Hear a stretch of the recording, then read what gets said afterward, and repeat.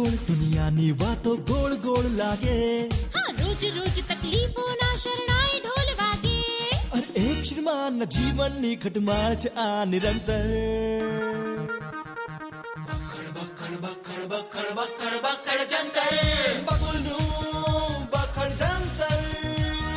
બકુલનું બખડ જંતર.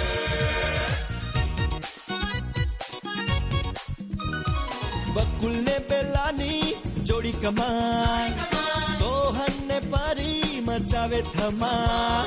અરે સાસુ માનું ચાલે મિલિટરી રાજ ને મોન્ટુ મામાનો અનોખો અંદાજ. દાદાજીના અનુભવથી થઈ તકલીફો છું મંતર.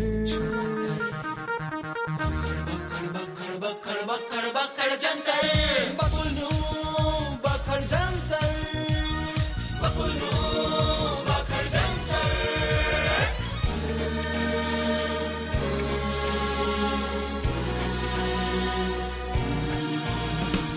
એક સાંજતા તેરે ટૂટે સમસ્યાઓનું ના સાથ છૂટે. મળતી બધાને રોજગારી નથી ને પોસાય બલ મોંઘવારી નથી. મુસીબતોની ફિલ્મનો પાડે છે જે મધ્યાંતર.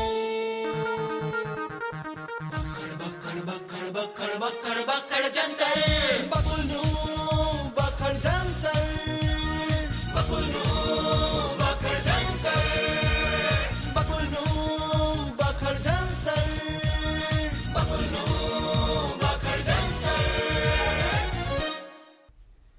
જય હનુમાન જ્ઞાન ગુણ સાગર જય કપીશ તિહનો પૂજન.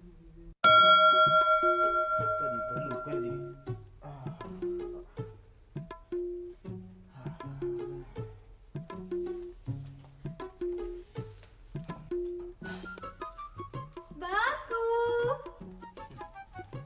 બકુ આ છાપું વાંચો ને. મેં છાપું વાંચી લીધું બેલા. એમ નહીં, ફરીવાર વાંચો ને. એક ના એક સમાચાર ફરીવાર શા માટે વાંચે? અરે આમાં છે ને સુખી લગ્ન જીવન જીવવાના ઉપાયો આપ્યા છે. સુખી લગ્ન જીવન જીવવાના ઉપાય એમ? હા હા. ફરવા જવાથી મન પ્રફુલ્લિત રહે છે. દરેક પરિવારે વર્ષમાં 4-5 વાર ફરવા જવું જોઈએ. બેલા આ તે ચાવી નંબર 2 ના વાંચ. એમાં શું લખ્યું છે વાંચ. શું લખ્યું છે? એમાં લખ્યું છે કે દરેક પત્નીએ વર્ષમાં 4-5 વાર પિયર જવું જોઈએ, જેનાથી પતિઓના મન પ્રફુલ્લિત રહે છે. તમે માથી કંટાળી ગયા છો ને? હે ને ભૂલી ગયા બેલા છે ત્યાં બકુલ છે. અરે તમે ચાવી નંબર 3 ના વાંચી? જો વાંચો વાંચો. લખ્યું છે કે પતિએ વર્ષમાં એક વાર પત્નીને બહાર ફરવા લઈ જવી જોઈએ.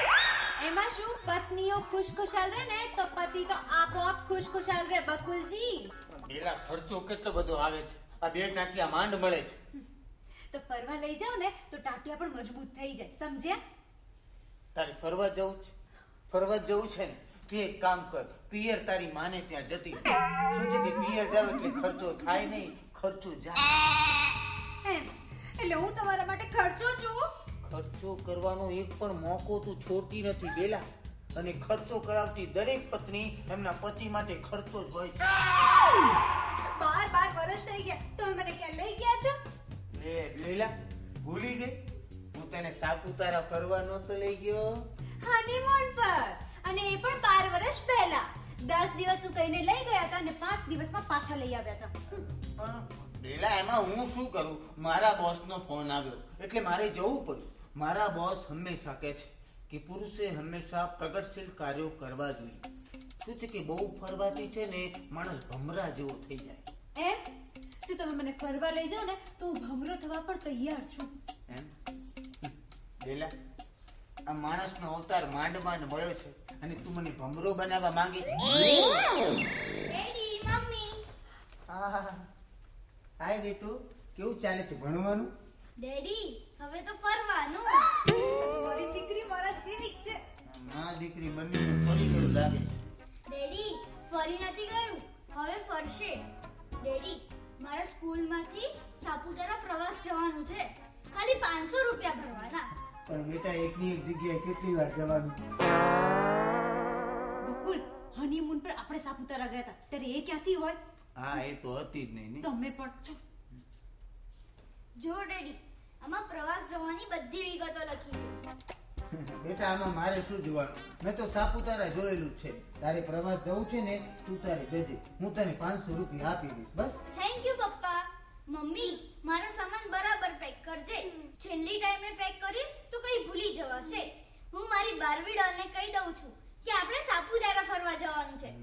બાય પપ્પા, બાય મમ્મી. બાય બેટા. બાય બાય બેટા. બોલો, આ બાર્બી ડોલ છે ને ફરવા જશે. સારું કહેવાય. જોયું ને? દીકરીને હા અને બેલાને ના. પણ પેલા એકની એક જગ્યાએ કેટલી વાર જવાનું? તો બીજી જગ્યાએ લઈ જાઓ. મને પણ એવું જ લાગે છે કે મારે બીજી જગ્યાએ જતા રહેવું જોઈએ, એટલે હું ઓફિસે જાઉં છું.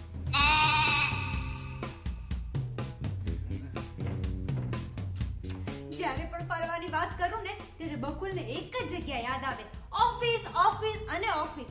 ખબર નથી પડતી આ ઓફિસ છે કે સોતન છે. બકુલનું